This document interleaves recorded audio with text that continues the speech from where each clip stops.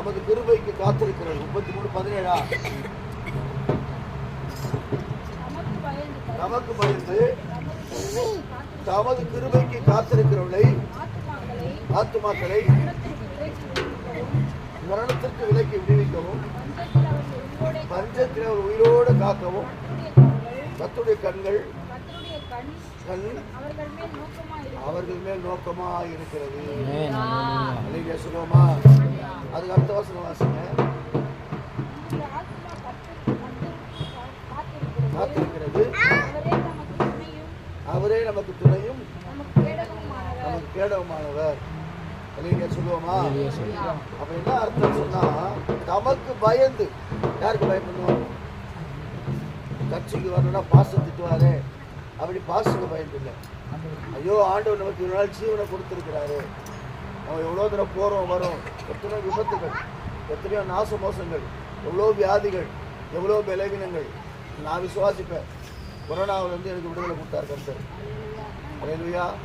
அங்கே போய் பார்க்கும்போது தான் தெரியும். நெறிப்பட்டிக்கு போனீங்கன்னு சொன்ன கொரோனாவில் யாரெல்லாம் பாதிக்கப்பட்டு கொரோனாவில் யாரும் எங்கெல்லாம் இங்கே பார்த்து வாங்க. நான் உள்ளே போகும்போது தான் தெரியுது எத்தனை பேர் செத்து எவ்வளோ பாசம் கூட மறிச்சு போயிட்டேன். நான் உட்காந்தேன், உள்ளே உட்காந்துருந்தேன். அப்போ யோசனை பண்ணி பார்த்தேன். நான் வந்து செத்துருந்தேன் 2021 போயிட்டு இருக்கணும். ஆனால் இது வரைக்கும் கர்த்தர் ஜீவனை கொடுத்துருக்கிறார் இல்லையா? அப்போ ஒவ்வொரு நாளும் கர்த்தருக்கு நம்ம நினைச்சு பார்க்கணும். அப்போ தமக்கு பயந்து அவன் கிருபைக்கு காத்திருக்கிறவங்க கர்த்தர் என்ன செய்யறாராம்? பஞ்ச காலத்திலோட விடுவிச்சிடறாராம். சொல்லுவோமா? தமக்கு பயந்து தமக்கு கிருபை காத்திருக்கிற ஆத்துமாக்களை மரணத்திற்கு விலக்கி விடுவிக்கவும் பஞ்சத்திலே உயிரோடு காக்கவும் கர்த்தருடைய கண் அவர்கள் மேல் நோக்கமாக இருக்கிறது. அப்ப ஆண்டவருடைய கிருபை நம்ம என்ன சொன்ன கேட்க வேண்டாம். முதலாவது கர்த்தருக்கு பயப்படும். சொல்லுவோமா?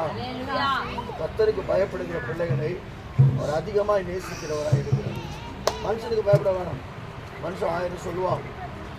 பிசாசுக்கு பயப்பட வேணாம். பிசாசு சோதிக்கும். ஆனால் இயேசு கிறிஸ்து நேற்று என்றும் அவர் மாறாதவராக இருக்கிறார். சொல்லுவோமா? நான் வரும்போது அதான் யோசனை பண்ணேன்.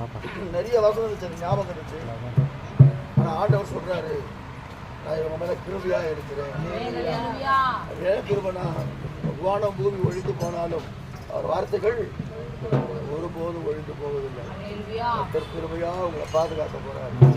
119 சங்கீதம் 70 வாசிக்கும் போது வேகமா வாசிங்க.